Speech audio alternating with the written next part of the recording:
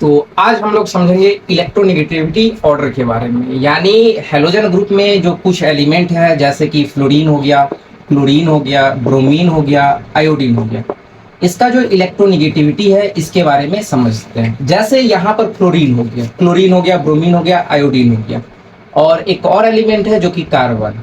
तो यहाँ पर सबसे ज्यादा अगर इलेक्ट्रोनेगेटिविटी की बात करें तो सबसे ज्यादा फ्लोरीन का है, और फ्लोरीन से कम क्लोरीन है, क्लोरीन से भी कम ब्रोमीन का है, ब्रोमीन से भी कम आयोडीन का है, और सबसे कम की बात करें तो वो कार्बन है। अगर यहाँ से अगर एक ऑब्जेक्टिव बने सबसे ज्यादा इलेक्ट्रोनेगेटिविटी हेलोजन ग्रुप में कौन सा है तो फ्लोरीन होगा, और सबसे कम की बात करें तो आयोडीन होगा। अगर यहाँ पर एलिमेंट की बात करते हैं तो ये कार्बन हो जाएगा। तो वही यहाँ पर लिखा हुआ है फ्लोरीन सबसे ज्यादा इलेक्ट्रॉन खींचता है। क्यों खींचता है? क्योंकि इसका इलेक्ट्रोनेगेटिविटी क्या है, ज्यादा है। जिसका ज्यादा होता है वो इलेक्ट्रॉन को अपनी तरफ खींचता है, लेता नहीं है। अगर लेता तो वो क्या बन जाता है, कैटायन की एनायन।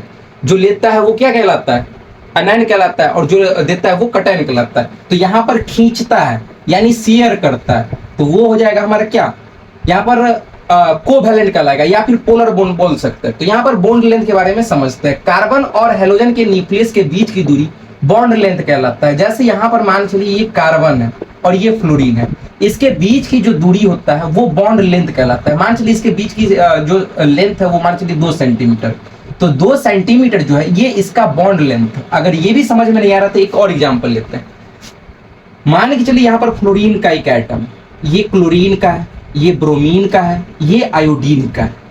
अगर इसके न्यूक्लियस से इसके साइड में कॉर्नर की लेंथ की बात करें और इसका भी लेंथ की बात करें तो सबसे कम किसका है, फ्लोरीन का है, इसके बाद फ्लोरीन का है, इसके बाद ब्रोमीन का है, इसके बाद आयोडीन का है।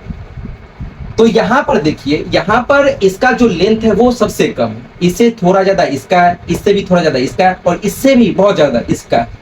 अगर यहाँ पर अगर हम बोले मान चलिए मेरे पास एक डंडा है और एक मार्कर है, अगर दोनों को तोड़ना है, एक मान चलिए 10 फीट का डंडा है और ये मेरे पास मार्कर, तो तोड़ने की अगर बात करें तो सबसे पहले कौन टूट जाएगा, डंडा टूट जाएगा। क्यों? क्योंकि उसका लेंथ बहुत ही अधिक है, उसमें एनर्जी भी बहुत कम लगता है। इसी तरह यहाँ देखिए फ्लोरीन का लेंथ जो है वो बहुत कम है। अगर मार्कर को अगर हम तोड़े ऐसे करके, क्या ये टूटेगा? टूट तो जाएगा, लेकिन इसमें एनर्जी हाई लगेगा, लेकिन उतना हमें जरूरत नहीं है। तो यहाँ पर इसलिए फ्लोरीन का जो इलेक्ट्रोनेगेटिविटी है वो बहुत ज्यादा रहता है, क्योंकि इसका जो लेंथ होता है, रेडियस होता है, वो बहुत ही कम होता है। इससे ज्यादा क्लोरीन का रहता है, इसलिए इसको तोड़ने में आसानी हो जाता है। और ये इसी तरह ब्रोमीन का भी यही लेंथ हो गया। जैसे आयोडीन का सबसे ज्यादा हो जाएगा। तो यहाँ पर सबसे ज्यादा लेंथ की बात करें तो आयोडीन का हो गया।